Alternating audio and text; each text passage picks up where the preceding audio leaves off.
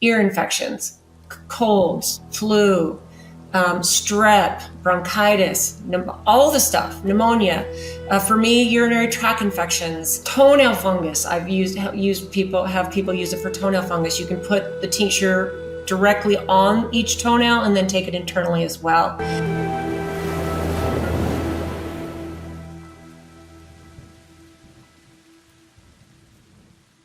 Hey, Inspired Tribe, my fellow freedom lovers. John Nolan here. Thank you so much for tuning in to another Inspired Conversation. And we're going to talk about a very controversial subject today. And I'm not kidding when I say we're going to talk about herbs and a controversial subject, believe it or not. And I couldn't think of a better person to do this with than our dear friend, founder of Barlow Herbal, the herbalista herself, Miss Jane Barlow. How are you doing? Hey, John. Doing awesome. Thank you. You doing great? I am doing so good. There you go. We got to do our double thumbs up. We got to do a double thumbs up. Jane, last time when you were here on, when we do these, the secret world of herbs, it sounds sort of made up, but herbs can be a very controversial subject. Plants can be a very controversial subject. Last time you told us about the Instagram and the social media problems, and we're going to link to this video where you couldn't post about certain plants. Now, the one that we're going to talk about today has been sort of, I want to almost say the root of your work, if that's correct. It's like it's in almost everything that you do, and it's one of the most important plants and roots that you work with. But it's also very controversial. So what is that? What is this mystery root, this mystery plant? Yeah, okay. So before we get to that, I just have to say, when we had our conversation last time, we talked about 3 different plants that had been, I couldn't post about them on Instagram.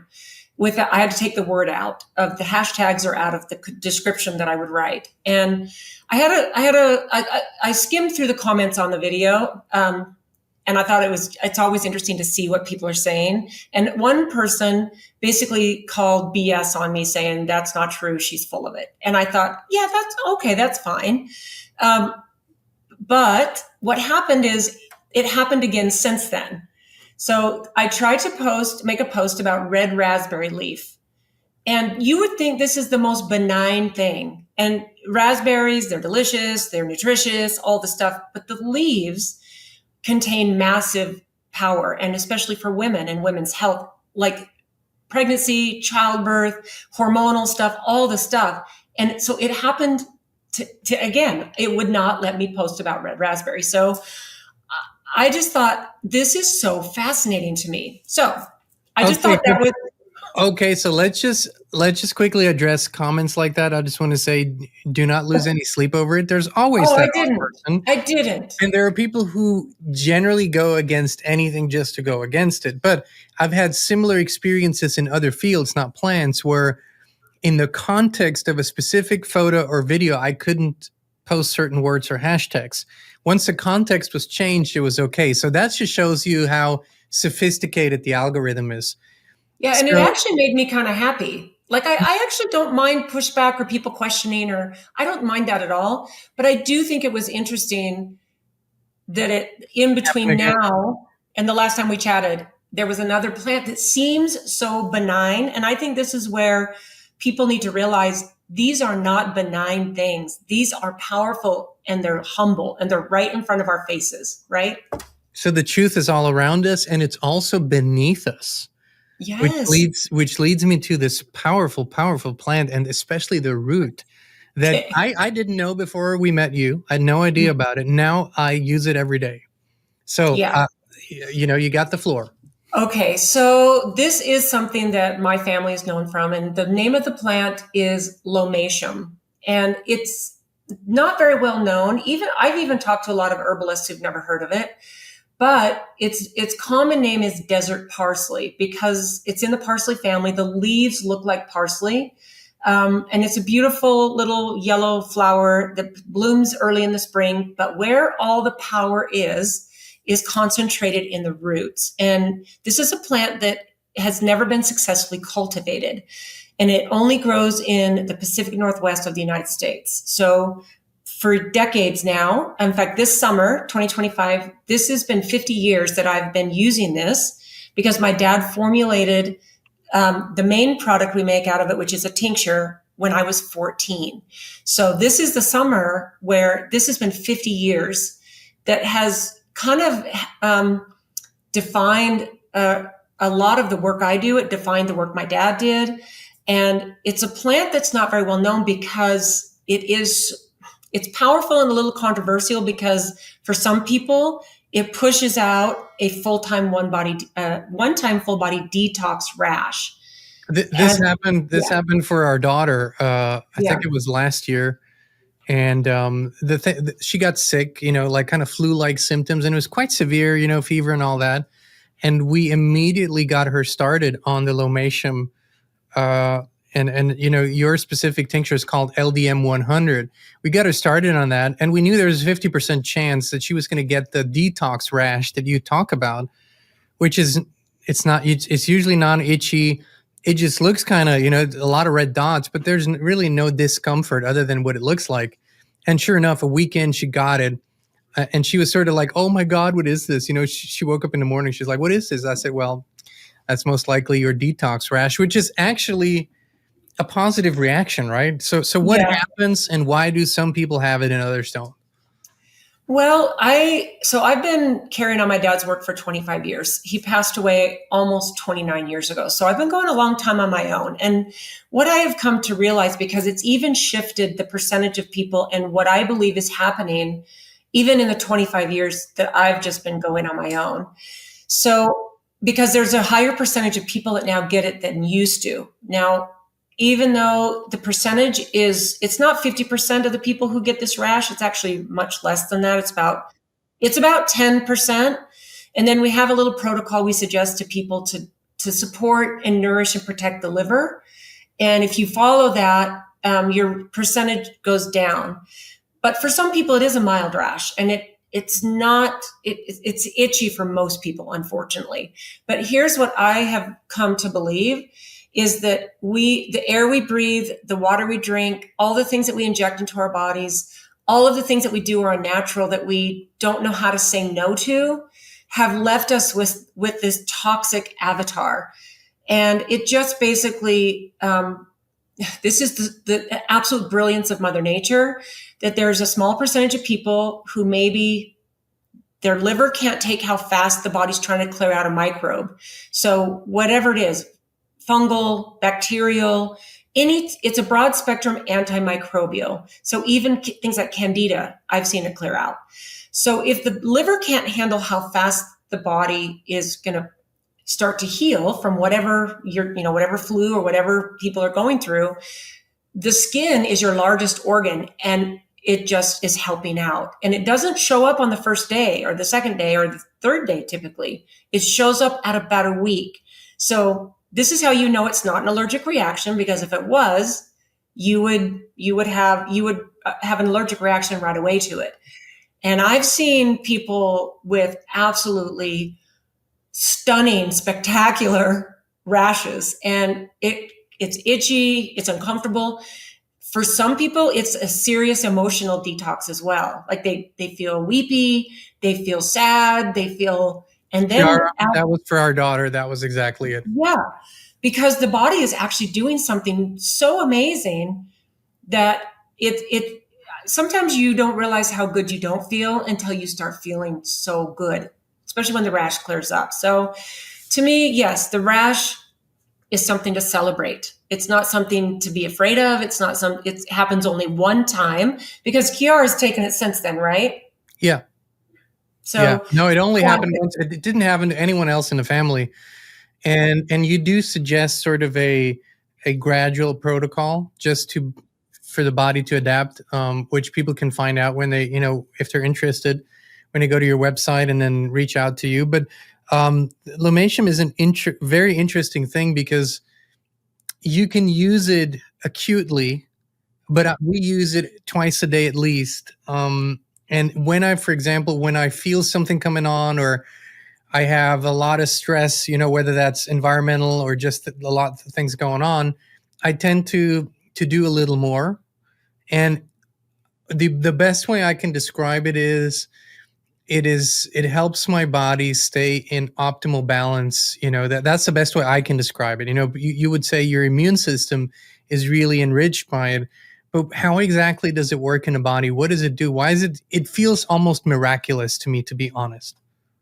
Yeah, and I feel the same. In fact, I I feel like if I could only pick one plant to take me through this life as a human, it would be this one. And I'm glad I don't have to pick because I love and I take a lot of herbs. So I'm really glad I don't have to pick. But what I think is happening is we need to really think about how our body gets upgrades. When different microbes come at us, our immune system, this is where we build the natural antibodies to all the different things. And if we didn't have this beautiful immune system that was able to get these upgrades from whatever it is that come at us, we would not be alive still. So what I believe is happening with such a powerful plant as Lomatium is that it gives your body the ability to really kind of keep it in balance. Now, not like an adaptogenic kind of a thing, but like, okay, I've been exposed to a lot of fungus or mold or bacteria. And some even viruses, if that's where your belief system goes, right? Then it allows your body to stay in homeostasis because it's keeping your microbes in balance. You don't want to wipe everything out. It's like taking a prescription antibiotic. It wipes everything out. It might wipe out what's taking you down for the moment, but that is what Mother Nature does. You don't want to get rid of all the microbes in your body because you need them to survive and thrive. So I think that this is where really people need to trust the wisdom of Mother Nature on the level that I've come to trust it. But I know I got a kind of head start with the way I was raised, and I'm grateful for that. But now I just kind of feel like this is my job to help people understand it's not that difficult. It just takes some bravery, right? Well, this is why we do the Secret World of Herbs, is to get Yeah. is to get a really good glimpse into this world, and also what you can do. We talked about others that you can easily cultivate, like oregano. Yeah. That is so potent. But this one is one that you can't cultivate. But if you happen to live in the Pacific Northwest, where could people find it? Is it legal to harvest? And how can they use it if they find it and harvest it? Okay, that is such a perfect question. Okay, so first of all, there are 13 different species of Lomatium. That's the most important thing for people to know. There is two species, I believe, in Oregon that are on the endangered list. They don't have the medicinal properties so the species that we harvest, and I grew up in Idaho, northeastern Idaho, southeastern Idaho, and about 5 years ago, I purchased 40 acres in Idaho where it grows. So we wildcraft on our own property. But if you want to learn to identify the type of species that you want is Lomatium dissectum. And we can put it under the video. And then there is a variation. So it's Lomatium dissectum. And then you'll see it in the literature, VAR period, which means the variation of that is called multifida. So that's where LDM gets its name, is Lomatium dissectum multifida. So there is an app. What? I said you learn each day. I didn't know that that's what it was. Thank you. Yeah. Yeah. So that is where it gets its name. And my dad was famous for making quirky names for his products, but this one is just kind of straight, cut and dry. What was I going to say? There's an app. Oh, yes. I interrupted you. Yeah. So there's an app called Picture This, and I've had on my phone for a few years, and it correctly identifies the right species of Lomatium because I've had it out with me 100 times. And I assume for personal use, you're allowed to harvest it, probably not in big quantities, but is that correct?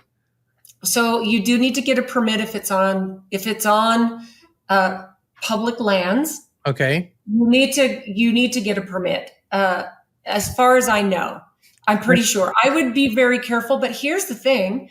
There are a lot of people in rural areas, especially in rural areas where this grows, where they have a lot of private land. And if you say, hey, I'm looking for this certain species of plant.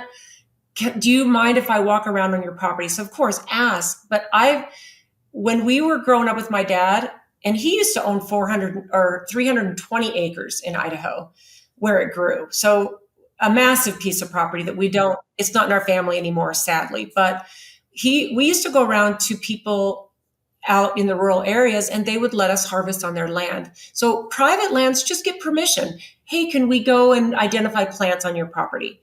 And it's so much fun. So the time of year that you want to actually harvest a Lomatium root is in the late fall.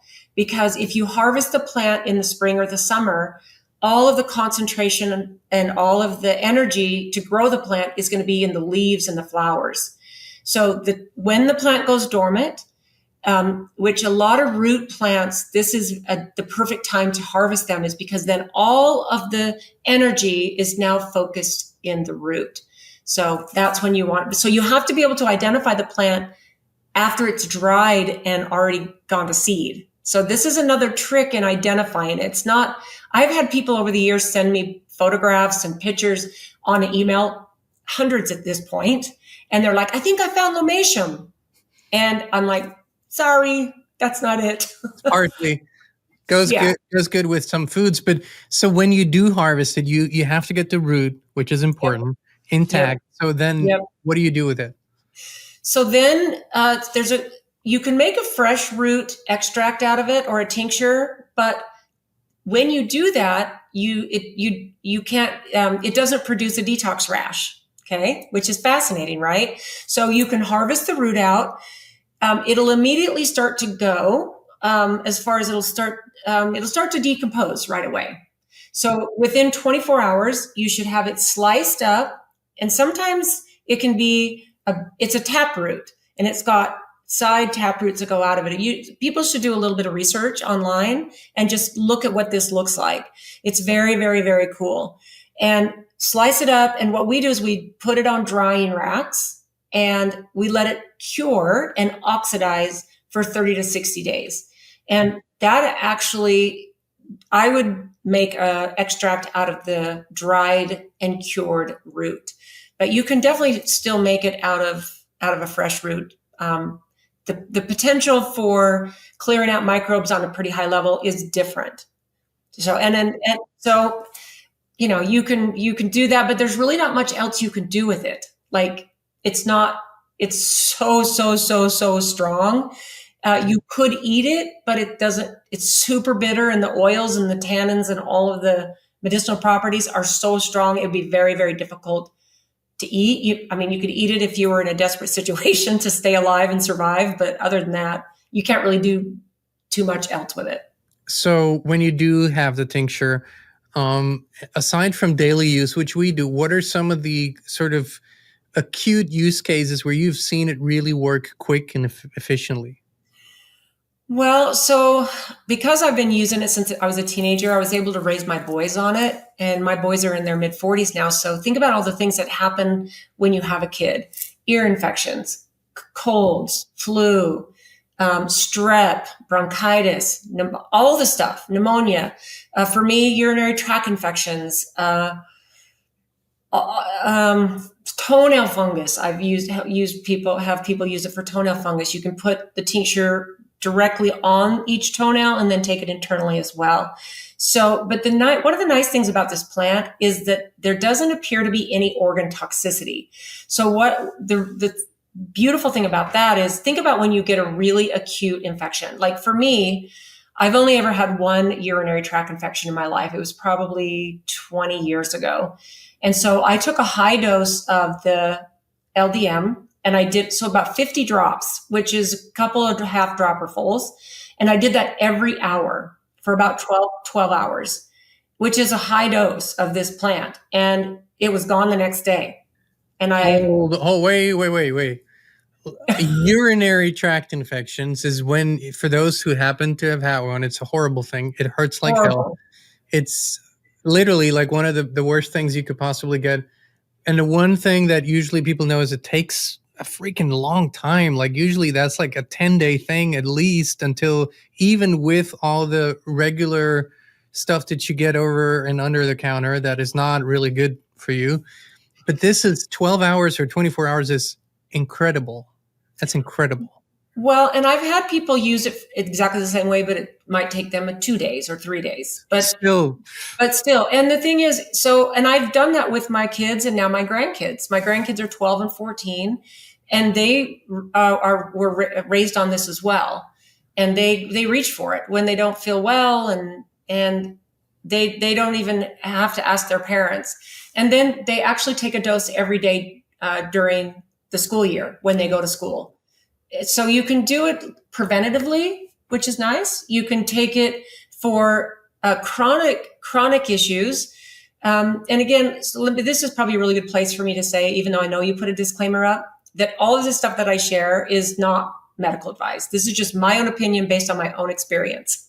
So I would just say, if you have a long-standing chronic systemic infection, whether that be in whatever family, under the Epstein-Barr family or any of that, this is something that you can safely take while your body clears this out. And sometimes it might take a year, 18 months, but I've seen it do miraculous things for Lyme and for you name it. That's why it's like, if I was on a place where only one thing I could pick, it's not even a contest.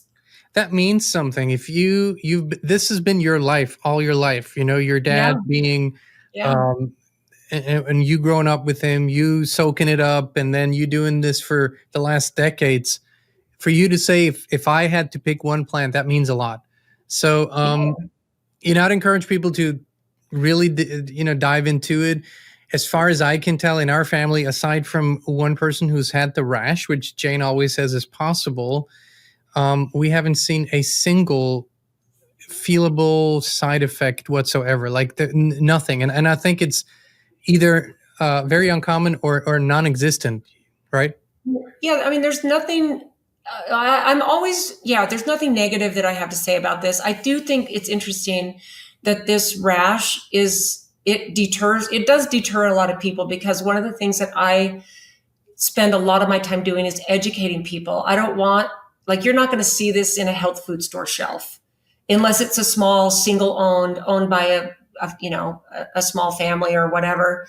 Then they can educate you about it, because I've had some intense situations over the years of people who get the rash, and they will end up in the emergency room, and they will get a steroid shot and it doesn't do anything. Like, the steroid shot doesn't do anything because there's nothing. Yeah. The rash needs to run its course. There's nothing negative to say about this at all. I can't think of anything. You just have to be brave. Yeah. And let me, from my experience, and I've done many detoxes, and it's sort of a regular practice. Mm-hmm. When you don't do it regularly, so when your body detoxes, in the first few days, it feels like it's getting worse, because all the toxins, all the stuff is coming out, and you might get a headache, you might feel sluggish, your armpits might smell weird because everything's coming out. So that is not negative. It's actually good. It means that the yuck is coming out of your body, and that can feel not good for a few days, but it's part of the process. Healing actually is a counter-inflammation, if you think about it. So I just want to put it out there that, people are always scared when something actually works and there is a reaction. Then they get scared and go, oh, I thought I was just going to feel amazing immediately. And sometimes that takes a few days to get to that point. Yeah, well, I've also had people that they've been suffering for a long time with whatever chronic issue, and they hear about this plant, they learn about it, and they hope and pray that they get the rash. I've had that happen. Well, there you go. Because they're just like, it's proof to them that something's happening, because they've been suffering for so long. And it's interesting because not everybody that gets the rash gets taken down. Because a lot of people get not just itchy, but they get tired, and their body's asking them to rest. And you might need to rest for 2 or 3 days while your body is literally healing you. But then I would say there's a huge percentage of people that they have massive energy while they have the rash. They just feel like because finally everything is starting to open up and clear out. It's really pretty spectacular to watch and to experience. Like, I feel like I have a front row seat to so many people's epiphanies of healing. And because, I mean, we all know we're designed that way. We're designed to heal. So, If the number one herbalista in the country says that if she had to pick one plant, Lomatium would be it, I'd just encourage you to look into it. I mean, it's just it's just a hunch here, but that's what I would do. We're using it every day. Jane, I love the secret world of herbs and what I'm learning. And, we're having these conversations off camera, but still I'm learning every time on camera too. So thank you for that. Thank you for being such a wonderful healer and such a wonderful light being and lighthouse in the world. I know so many people love and appreciate your work. What you do, where can people keep up with you? Where can they find your channel where you talk about things, and where can they subscribe to that famous newsletter that you're putting out? So I'm easy to find, barlowherbal.com. If you go to the website, you'll find a little opt-in page where you can just opt in, like you can opt into any company's email list. We don't spam you, but I do want to say one thing that I think is really important to put in on this. And this is, to me, it kind of just ties back to the history of this plant. I think it's really important. This is a plant that was used by the Native Americans for centuries. And it's really got put on the radar during the big pandemic of 1917, 1918. What happened is there were two groups of Washoe Indians near Carson City, Nevada, who were using this plant. And what happened is the government they assigned to every group around the country a contract physician. So there was a doctor in San Francisco who was assigned an area that included these two tribes of Native Americans.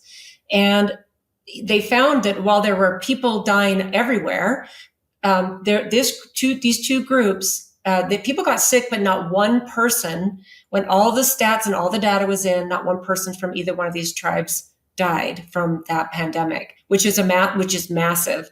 And this doctor took it back to his practice and started studying this, and it started gaining a ton of traction until prescription antibiotics were discovered. And then no one wanted to use an old Indian remedy.